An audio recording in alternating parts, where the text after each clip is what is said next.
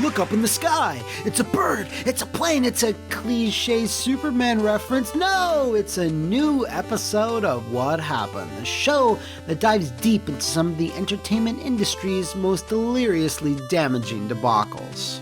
First off, thanks to the members of the Flophouse VIP Patreon who voted for today's topic. And hey, Mass Effect Andromeda, you might have escaped this time, but oh, don't you worry. You'll be dragged kicking and screaming onto our stage soon enough. Alright, so real talk. Comic book and comic book characters have had a rough history within the phantom zone of video games. Batman Beyond, everything with the Fantastic Four's name on it. That one Hulk game, Spider-Man Revenge of the Sinister Six, Spawn Eternal, Iron Man Exo, Man-O-War, and Heavy Metal, you get the point. However, the last son of Krypton stands on top of them all with the distinction of being the only major hero without even a single great game to their credit. Yeah, there's been one or two titles that were kind of maybe okay, but unlike his contemporaries, Bruce, Peter, Logan, or Bruce, Clark Kent never really broke through that barrier of bad or mediocre, let's say badiocre, quality games. Now, the story of the most infamous of these attempts at video gamedom has a unique cast of characters. There's, of course, DC Comics, the company that publishes the adventures of the Man of Steel. Warner Brothers, who came into acquisition of DC in around 1989 and routinely attempts to spin off their heroes into other media. And last but not least is Titus, a French company that first cut their teeth in the world of 8 and 16-bitage. They had kicked off the 5th generation in, you could call it style, with things like Virtual Chess 64, Roadsters, and Automobili Lamborghini.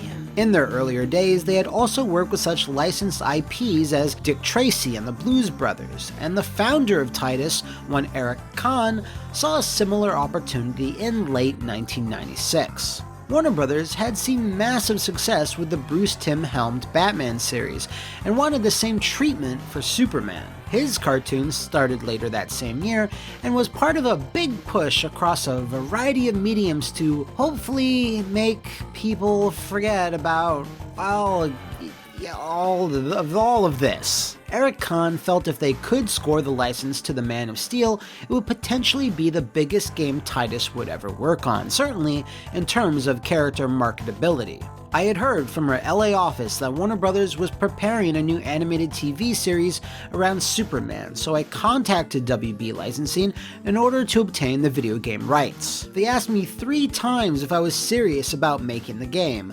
No one else was interested enough in Superman to do a video game about him at that time.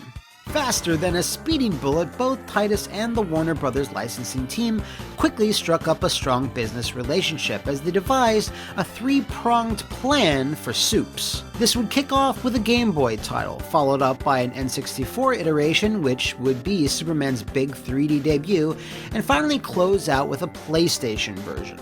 Eric Kahn envisioned a fully open-world game taking place within a square-mile metropolis, where Superman would have free reign in flying around, attacking enemies, saving citizens, and just being Superman. Instead, Kal-El found himself banging into walls, humping the ground, flying through rings, picking up cars, flying through rings, having his vision obscured by the thick soup known as kryptonite fog, all contained within one of the most infamously bad video games of all time. Say the line! So, what happened? Yeah! As mentioned, the Game Boy release came to market first in early 1997, and while it was certainly inoffensive, it, like the majority of third-party titles released on Nintendo's handheld, went largely unnoticed, especially since the original GB model was being phased out. Also, this is as good a time as any to clarify. Superman on the N64 is not called Superman 64, and it never was. In no place within the game itself or the instruction manual does it contain the number 64. Hell, the fucking box, the box doesn't even have a normal logo. It's just Clark ripping up his shirt, daring you to look at the big S on his chest. In my world, it means hope. That being said, I'm still gonna call it Superman 64, you can't stop me. Now, things started to go awry between Warner Brothers and Titus pretty early on because while the Game Boy title was considered an afterthought, the console version had higher stakes attached to it. The Warner licensing team was let go only a few weeks after our deal was inked. The new people in charge hated us and our project. They believed a major company like EA Games would have paid more for the license and created a better title. Thus started a years-long campaign of Warner Brothers doing everything they could to hamper and delay Titus's work. Since this new licensing team felt the French company was not an appropriate developer to handle their marquee character, as I suppose they lacked experience or notoriety, whatever you want to call it, WB set about altering the game to their specifications. Eric Kahn explains, "In every way, they tried to stop its development. They asked us to change it from an action-adventure to a Sim City-like game where Superman would be like the mayor of Metropolis. That was honestly pathetic." When Titus fought against this mandate and insisted it remain an action title, they noticed that WB's interference and ire started to escalate. Not only was communication between both companies already complicated, as Titus's Paris studio was 9 hours ahead of WB in California, the frequency and communication was also kept deliberately slow. When both companies would finally get to discuss the game and its structure, WB would challenge just about every decision Titus would make, with one of the major sticking points being the idea of destructible elements within Metropolis. That seems a little backwards for Superman, doesn't it? He's Superman. Destroying shit is what he's good at.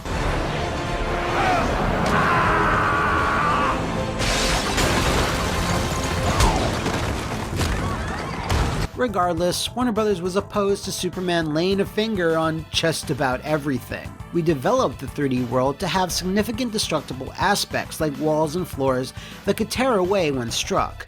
But they were totally against that, arguing that Superman could not act as a bad person. Boy, that escalated quickly. I mean, that really got out of hand fast. This edict, incredibly, also spilled over into attacking enemies as well, as Warner Brothers was apparently concerned that punching NPCs would be out of character for the Man of Steel. To alleviate this and the issue of Metropolis-based mayhem, Titus proposed that the game take place in a virtual recreation of Superman's iconic city, so all that nasty fighting and explosions would be confined within the Digiverse. This idea would be solidified with Lex Luthor kidnapping Terry Hatcher and that guy that got shot in the opening of Batman v Superman in this virtual prison, with Supes having to rescue each one. Working with WB was described as agonizing according to Eric Kahn, with the game having to go under an oppressive microscope. It took us months to get every single character approved. They also argued against any decision we made in the game under the pretext that Superman would never do that. For example, we had to prove that Superman could go underwater because they had doubts it would be acceptable in terms of legacy. We had tons of documentation and had to go through it all in order to tell them something like, in the October 1957 issue on page whatever, you totally see Superman underwater.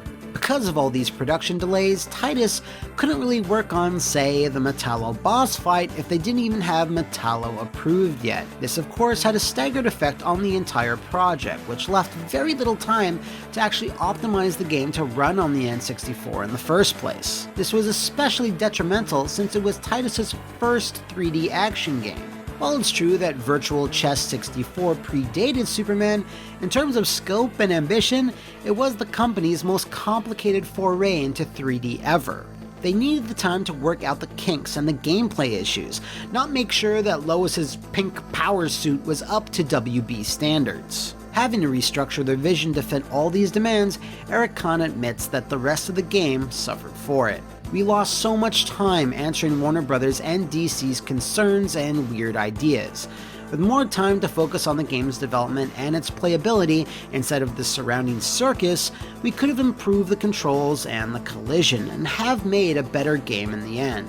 One of the major things that the team struggled to deal with was getting the N64 to display the open environment with decent performance. Even though it was released in 1999, the later half of the system's life, a stinky green fog was employed to mask the short draw distance, which was present pretty much everywhere. Just a year prior, games like Turok 2 and Rogue Squadron were able to produce great visuals on the hardware and increase the draw distances, which was something Titus neither had the time nor experience to solve. They knew the problem was so in your face that in early press interviews before the virtual Metropolis changes were implemented, claimed that the green-hued vision-obscuring weather effect was kryptonite fog, which Lex Luthor released in order to weaken the pesky man of super. This was then retconned with the final retail version, which really didn't acknowledge what the green fog even was. I guess a wizard did it. Nevertheless, Titus forged on, bowing to pretty much all of Warner Bros.' machinations, which resulted in delivering the game 6 months later than the original targeted release date. Now, this was 1999, and online websites were not yet the dominating percentage of game coverage, so despite all of the things working against it, Superman 64 went on to be a sales success, cracking the NDP top 10 in its debut month, and eventually selling over 500,000 copies in total. Sales were big, so we didn't lose any money on the Nintendo 64 or Game Boy games, but Warner Bros. Blocked the PSX version from coming out, and that was a heartbreaker. It was 90% completed, and we had 500,000 units in back order, claims Mr. Khan. Right, the PlayStation version. Even without X-ray vision, Titus could see they wouldn't get that port done in a timely manner. Thus, they contracted out one of their latest acquisitions, Blue Sky Software, developers of Vector Man, to tackle said port.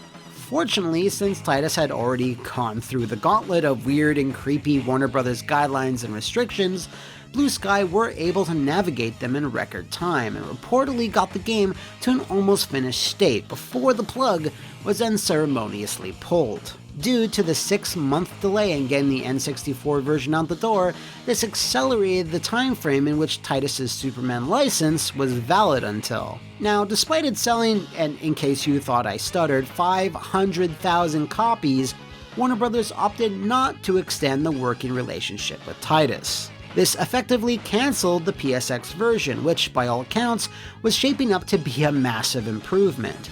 And without the project to sustain them, Blue Sky Software closed the very next year. Eric Kahn believed this to be an act of sabotage. I think they were trying to stall us, and we had heard that WB were even preparing to pay out a huge litigation settlement because they forced us to kill that PlayStation version, but we never wound up actually suing them. While certainly Superman the 64th was kneecapped by a meddling partner, the 5th generation of consoles was notoriously problematic for superheroes in general. Aside from the Capcom fighting games and Neversoft Spider-Man, most couldn't really be done justice with the polygonal power of the PlayStation, N64, or Sega Saturn. The technology just wasn't there.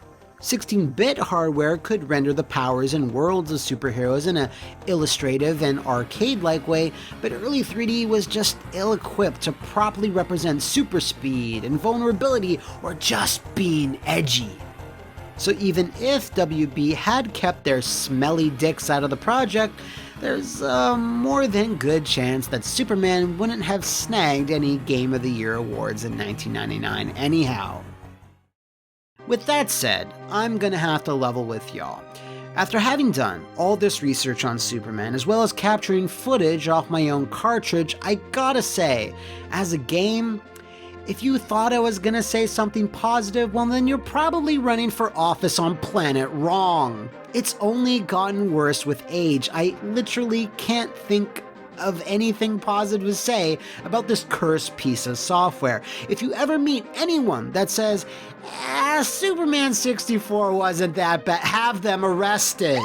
Now, this is traditionally the point in the video where I tell you that Titus went out of business following Superman's release, but due to that 500,000 units in sales, they're able to soldier on for a few more kinda shaky years. They went on to publish a number of enjoyable arena fighters from the makers of BioFreaks Sapphire Entertainment, until the release of RoboCop for the Xbox and PC in 2003. At that point, it had been nearly 15 years since the last RoboCop movie hit theaters, so I'm not exactly sure what they were on when they signed that hot property.